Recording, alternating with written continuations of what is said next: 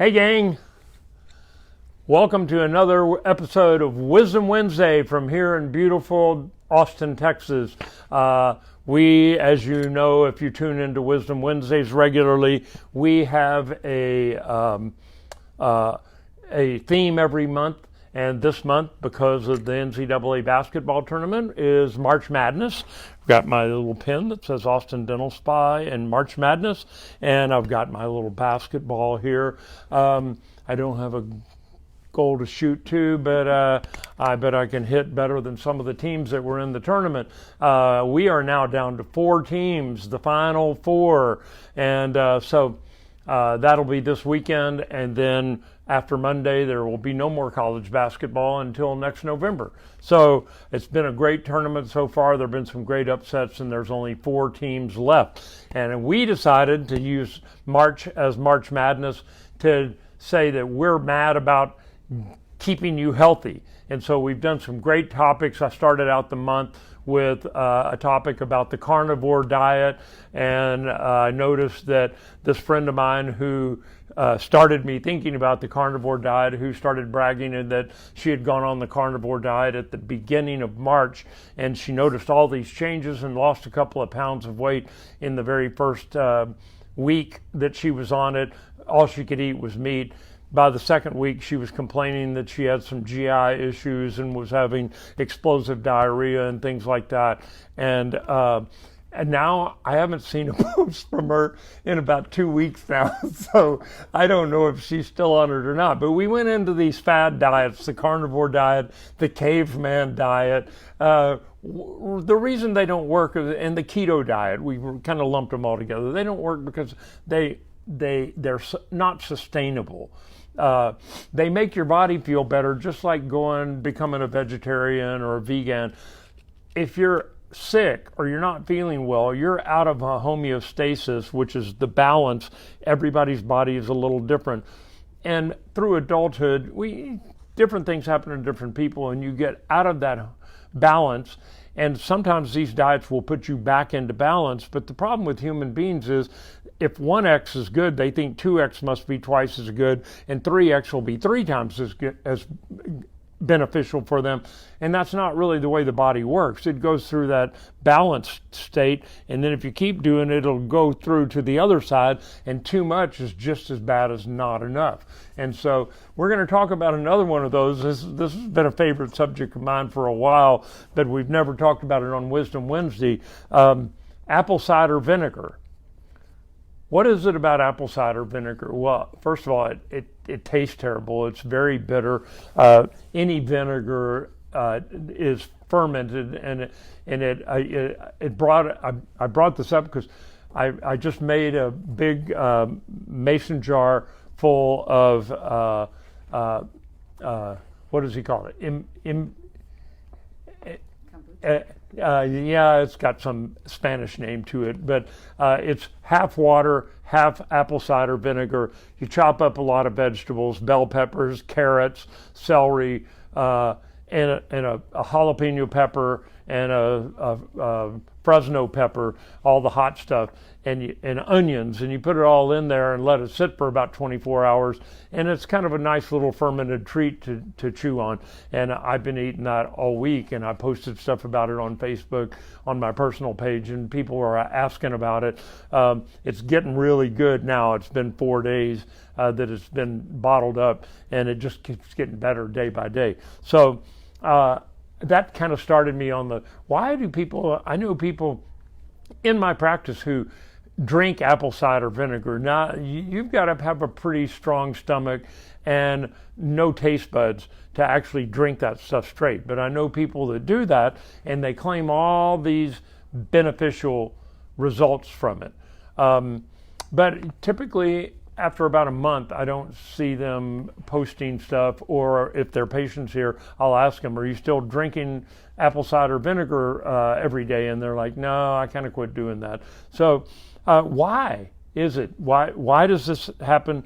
It's been promoted to help with obesity, with cardiovascular disease, with even cancer, and with microbial infections. And so why does it do that? Well, it's got some beneficial things. Vinegar is very acidic, and there's a school of thought out there that that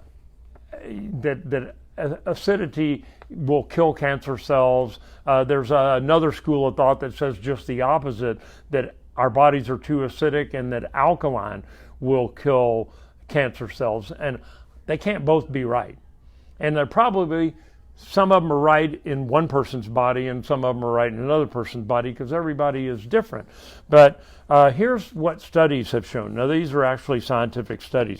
They've shown that apple cider vinegar improves the lipid or fat profiles and suppresses fat accumulation in most people's bodies. Vinegar reduces hyperglycemia and improves insulin secretion. Those are both good things. Vinegar inhibits proliferation and induces apoptosis in human cancer cells. That is a good thing. But how much is enough? That's the key. If you're drinking a big swig of it and you're of that mindset that if I can handle one, then 2 swigs must be just as good, 1 in the morning, 1 at night. First of all, your food's not going to taste the same for the next hour or so, because it actually kind of burns your taste buds. It's got a pH of somewhere between 2.5 and 3. The human body is 7.4, I believe. Water out of the tap is 7.4 pH. We tend to be a little on the alkaline side to begin with. An alkalinity of 9 would kill you. An alkalinity of 1, which is more like sulfuric or phosphoric acid, you know what happens with that. It'll burn the outside of your skin. So will apple cider vinegar, because I used to use it after I played a tennis tournament to keep my legs from being sore. I would just rub it on my thigh muscles, and they weren't as sore the next day because some of it got absorbed into the body. But there are some issues with it if you drink too much of it.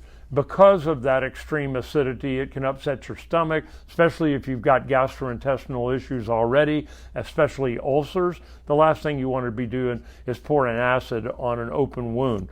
And so the best way to take it is to dilute it. But, I found a website that says, don't drink apple cider vinegar every day straight because it'll weaken your enamel. Well, only a very strong person or an idiot would swish that stuff around in your mouth. You want to swallow it as quickly as possible, because I've tried that and it tastes terrible. It's extremely bitter and it's extremely acidic, so it would be painful to swish that stuff around over your teeth, which is the only way it's probably really going to bother you. But all that gets mitigated by the fact if you mix it 1 part to 8 with water. They suggest a tablespoon of apple cider vinegar in an 8-ounce glass of water is enough to give you all the beneficial benefits of apple cider vinegar without any of the negative side effects. And that's all you need per day, 1 tablespoon.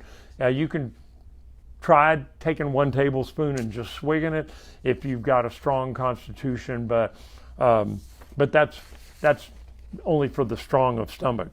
So you got to be a little careful about some of this stuff that you read on the internet and that you hear your friends talking about. Apple cider vinegar could help you if you're in an alkaline state, or if you have some issues like high blood pressure, things like that.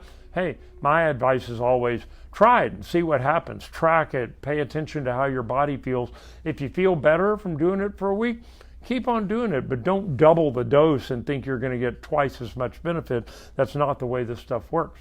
And in some people that did overdo their intake of apple cider vinegar, it put them into a low potassium state. Potassium, your muscles need potassium. That's why runners and bikers are always eating bananas at their breaks, because bananas are high in potassium and it gets into your system really quickly. So anyway, keep a open mind about it, but also use some general common sense when you do this, because I don't want you getting worse. So 1 tablespoon a day in 8 ounces of water. And my health tip for the week is you know what, everything in moderation. Like I talked about, there's a homeostatic or a balance in your body, and if you get too far to either side, you're going to have negative consequences, negative side effects, and no cholesterol is just as bad as too much cholesterol. In fact, you can't live with no cholesterol in your body. So and same with insulin and everything else. You can't live with it. You can't live without it. Find that balance down the middle, and you'll be healthier and happier. That's it for this Wisdom Wednesday. Hope you have a great week. Next week will be the first week of April, and we'll introduce our theme for the month of April. In the meantime, enjoy March Madness, and I'll see you next week.